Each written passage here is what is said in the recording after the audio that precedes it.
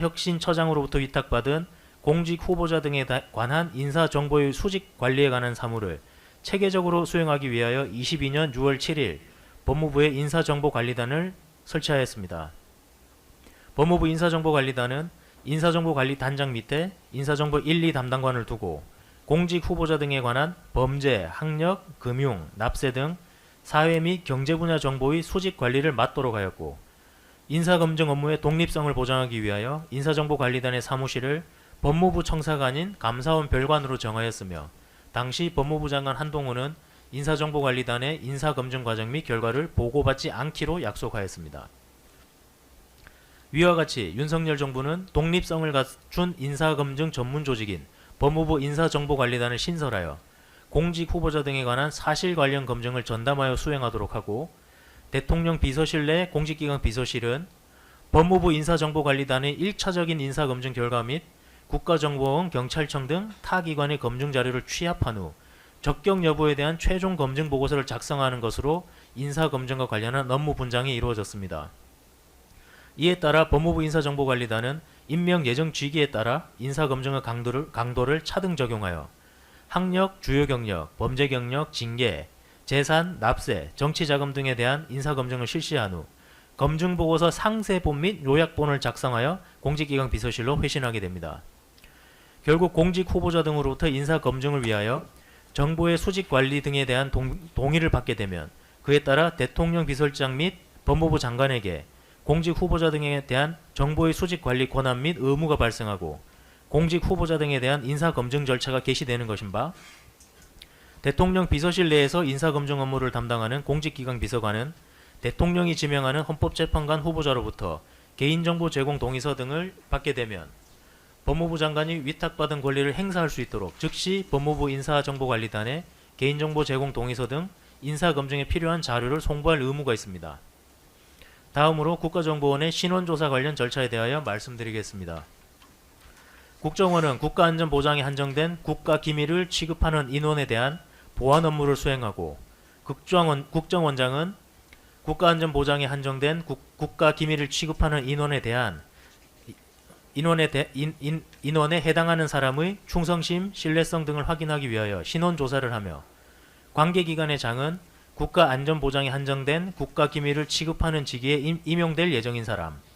비밀취급 인가 예정자, 각급 기관의 장이 국가안전보장을 위하여 필요하다고 인정하는 사람 등에 대하여 국정원장에게 신원조사를 요청해야 합니다. 한편 헌법재판관은 비밀취급자이면서 소속 직원에 대한 비밀취급 인과권자인 바, 대통령이 임명하는 헌법재판관은 보안업무 규정상의 국가안전보장에 한정된 국가기밀을 취급하는 직위에 임용될 예정인 공무원이자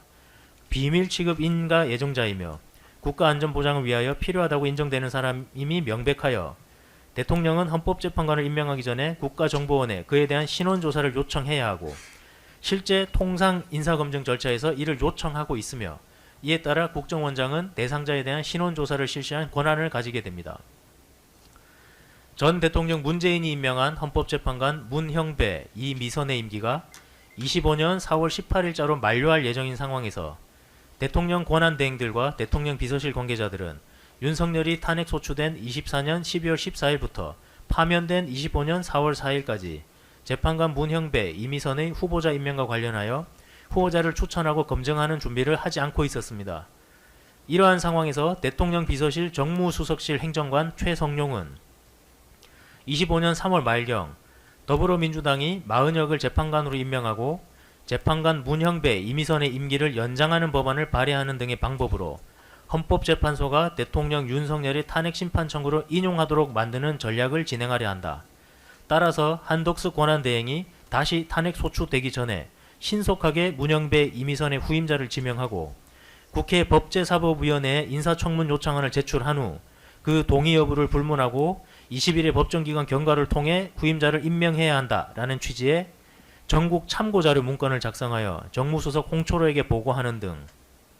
대통령 비서실은 윤석열의 비상계엄 등 관련 탄핵 재판에 유리한 영향을 미치기 위해 피고인 한덕수가 대통령 몫의 헌법재판관 2인을 임명하는 문제를 검토하기 시작하였습니다. 이후 헌법재판소는 25년 4월 4일 헌법재판관 전원 일치 의견으로 윤석열에 대한 탄핵 심판 청구를 인용하여 윤석열을 파면하였습니다. 당시 더불어민주당을 비롯한 야당들은 비상계엄에 따른 내란을 방조하고 마은혁을 헌법재판관으로 임명하지 아니한 사유 등으로 최상목을 탄핵 소추할 것을 예고하고 있었고, 경찰청장 조지호의 비상계엄 관련 내란 혐의 등에 대한 탄핵 심판 등 다수의 헌법재판 사안이 계류 중이어서 재판관의 인적 구성이 재판에 미칠 영향이 거론되고 있는 상황이었으며, 특히 윤석열이 파면됨으로써 6월 4일 내에 차기 대통령 취임이 예정되어 있어 그에 의하여 대통령 몫의 헌법재판관이 임명되는 것이 헌법이 대통령에게 임명권을 부여한 취지 및 국민의 뜻에 부합하는 상황이었습니다. 피고인들은 스스로 인사검증 대상자였고 대통령의 인사 관련 보좌 등 인사 관련 직무를 수행하고 있어 공직 후보자 등의 인사검증 절차와 내용을 누구보다 잘 알고 있는 사람들로서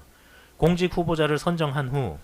공직 후보자 등으로부터 개인정보 제공 동의서 등을 받아 법무부 인사정보관리단의 인사검증, 국가정보원의 신원조사, 경찰청의 세평조회가 이루어진다는 사실, 검증을 위하여 각종 자료를 수집 확인하는 데 상당한 기간이 소요된다는 사실, 따라서 실무자들이 회신된 결과를 검토 및 분석하여 최종 검증 보고서를 작성하는 정상적인 업무가 하루 만에 완료될 수 없다는 사실, 위 실무자들에게 공직 후보자 등으로부터 동의서를 제출받은 지 하루 만에, 심지어 오후부터 야간 사이에 최종 검증 보고서를 작성하게 하는 것은 사실상 검증이 없었음에도 정상적인 인사검증을 한 것처럼 외관만을 작출하는 것이라는 사실 등을 잘 알고 있었습니다. 피고인들은 4월 4일 윤석열이 파면되자 다수의 헌법재판 청구 사건과 비상계엄 선포 등과 관련되어 있는 사람들에 대하여 향후 진행될 수 있는 헌법재판이 윤석열 정부 관계자에게 유리하게 선고되도록 하는 한편, 새로운 대통령이 헌법재판관을 임명하기 전에 윤석열 정부 기조에 부합하는 헌법재판관을 임명할 목적으로 윤석열 파면 이후 첫 국무회의 개최 예정일인 4월 8일 오전까지 재판관 문형배 임의선의 후임으로 위와 같은 목적에 부응할 헌법재판관 후보자를 지명하기로 하고, 국회에서 선출한 마은혁을 헌법재판관으로 함께 임명하는 방법으로 비판을 희석시키려고 계획하였습니다. 이에 따라 피고인 한덕수는 4월 7일 오전경 대통령 몫의 헌법재판관 2인을 지명하는 사안을 논의하기 위하여 정부 서울청사 총리집무실로 피고인 김주현을 호출하였고, 피고인 김주현은 즉시 대통령 비서실에서 피고인 정진석에게 피고인 한덕수의 호출 상황을 보고한 후 총리집무실로 갔습니다. 피고인 한덕수는 피고인 김주현에게 내일 국무회의를 통해 대통령 몫의 헌법재판관 2인을 임명해야 한다. 어떤 사람을 임명할지 추천을 하라 라고 지시하였고, 피고인 김주현은 이에 피고인 한덕수에게 이완규, 함상훈을 포함한 10여 명의 법조인의 이름을 구두로 말해주었고, 이에 피고인 한덕수는 피고인 김주현에게 이완규, 함상훈을 헌법재판관으로 지명하도록 하겠다. 내일 오전 국무회의에서 이완규, 함상훈을 지명할 수 있도록 신속하게 검증을 진행하라 라고 지시하였습니다. 피고인 김주현은 다시 대통령 비서실로 복귀하여 피고인 정진석에게 피고인 한덕수가 이완규, 함상훈을 헌법재판관으로 지명하기로 한 사실과 이에 따라 공직기강 비서실에서 이완규, 함상훈에 대한 인사검증을 신속하게 실시할 것임을 보고하였습니다. 피고인 김주현은 4월 7일 14시경 피고인 이원모에게 이완규와 함께 함상훈을 4월 8일 오전에 헌법재판관으로 지명할 수 있도록 신속하게 인사검증 절차를 진행할 것을 지시하였고, 피고인 이원모는 이에 따라 공직기강 비서실 소속 인사검증 업무 담당 행정관인 서원식 김모에게 이완규, 함상훈의 연락처 등을 주면서 오늘 중으로 청문직 이완규, 함상훈에 대하여 인사검증을 완료하라 라는 취지로 지시하였습니다. 서원식은 피고인 이원모에게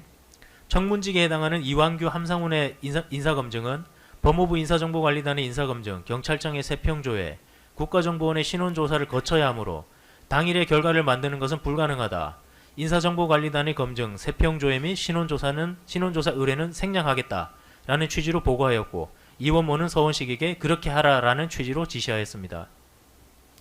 이에 따라 인사검증 지원 업무를 수행하는 서원식은 4월 7일 밤경까지 국세청으로부터 이완규, 함상훈의 소득 및 납세 자료를 송부받고, 이완규, 함상훈으로부터 공직 예비후보자 자기검증 질문서를 송부받은 다음 법무부 인사정보관리단이 작성하던 검증보고서 양식에 재산 변동, 납세 항목을 작성한 후 4월 7일 22시경 검증 자료를 검토하여 적격 여부 판단 및 그에 따른 최종 검증 보고서를 작성하는 업무를 수행하는 김모에게 위와 같이 작성 중인 검증 보고서 파일을 전달하였습니다. 김모는 그 무렵부터 4월 8일 00시경까지 법무부 인사정보관리단의 검증 보고서, 국가정보원의 신원조사, 경찰청의 세평조회 등 자료를 전혀 확보하지 아니한 채 이완규, 함상훈이 스스로 작성한 공직 예비 후보자 자기검증 질문서만을 가지고 검증 보고서에 가족, 국적, 병역, 주민등록, 범죄 수사 경력, 징계, 범칙금 및 과태료, 출입국 관세, 건강보험 국민연금, 연구윤리, 정치후원금, 세평 등 항목을 작성하고서도 마치 정상적인 검증 절차를 거쳐 이완규, 함상훈의 적격 여부를 판단한 것처럼 이완규, 함상훈에 대한 문제없음 결론의 검증 보고서를 작성하였고 4월 8일 07시경 피고인 이원모에게 위와 같이 작성된 검증 보고서를 보고하였습니다. 이후 피고인 이원모 외 피고인들 중 누구도 위 검증 보고서를 보고받지 아니한 채 피고인 한덕수는 4월 8일 10시경 정부 서울청사 국무회의실에서 이완규, 함상훈을 헌법재판관으로 지명하였습니다. 이로써 피고인들은 공모하여 공직 임용 및 검증과 이를 지휘 감독하는 권한을 남용하여 공직기강 비서실의 인사검증 담당 행정관 서원식, 김모로 하여금 법무부 인사정보관리단의 인사검증, 국가정보원의 신원조사, 경찰청의 세평조회 등을 생략하도록 함과 아울러 자료를 확인할 수 없어 재판관 적합 여부 등을 제대로 판정할 수 없는 상황임에도 이완규, 함상훈에 대한 문제없음 결론의 검증 보고서를 작성하게 하여 의무 없는 일을 하게 하고 이완규, 함상훈으로부터 개인정보 제공 동의서 및 공직 예비후보자 자기검증 질문서 등을 진구하였음에도 법무부 인사정보관리단에 인사검증에 필요한 관련 자료를 송부하지 아니하는 방법으로 관련 규정에 의하여 보장된 법무부 장관 및 법무부 인사정보관리단 소속 공무원들의 헌법재판관 임명과 관련한 인사검증 권리행사를 방해하고 국가정보원법 및 보안업무 규정 등에 따라 헌법재판관을 임명하기 위하여 국정원장에게 신원조사를 요청해야 함에도 이를 하지 아니하는 방법으로 국정원장 및 국정원 신원조사 담당 공무원의 대상자에 대한 신원조사 권리행사를 방해하였습니다. 마지막으로 피고인 최상목의 한덕수 내란 중요임무 종사 사건에서의 위증범행에 대하여 말씀드리겠습니다. 피고인은 24년 12월 3일 22시 32분경 대통령실 대접견실에서 윤석열로부터 펼쳐진 상태의 지시문건을 직접 두 손으로 받은 후 22시 33분경까지 약 53초간 이를 살펴보고 22시 42분경 위 문건을 오른손에 들고 일어나 반으로 접어 소지한 후 대접견실을 퇴실하였습니다. 해당 지시문건에는 기획재정부 장관이라는 제목 아래 예비비를 조속한 시일 내 충분히 확보하여 보고할 것, 국회 관련 각종 보조금, 지원금, 각종 임금 등 현재 운용 중인 자금 포함 완전 차단할 것, 국가 비상 입법기구 관련 예산을 편성할 것 이라는 내용의 기획재정부에 대한 지시사항이 기재되어 있었고 차후 제출된 지시문건에는 형광펜으로 강조 표시도 되어 있었습니다. 그럼에도 불구하고 피고인은 24년 12월 13일 국회 본회의에서의 증언부터 25년 5월 26일 경찰 국가수사본부 피의자 조사에 이르기까지 국회의원들과 수사관들의 질문에 대하여 당시 대통령 옆에 있던 사람으로부터 여러 번 접혀있는 종이를 받았고 그 당시 그 종이의 내용을 확인한 사실이 없고 차후에 그 내용을 확인하였다라는 취지로 거짓 진술을 반복하였습니다. 그런데 피고인은 경찰 국가수사본부 조사에서 수사관이 대통령 대접견실 CCTV 영상 자료와 기존 증언과 진술이 명백하게 반한다고 지적하며 허위 진술을 한 것이 아니냐고 묻자 당시 행동들이 CCTV에 그대로 녹화되어 있음과 이를 경찰이 확보하였음을 알게 되었습니다. 피고인은 25년 11월 17일 서울중앙지법 25고압 1219호 한덕수의 재판에 증인으로 출석하여 선서하였습니다. 이후 피고인은 검사의 신문에 대하여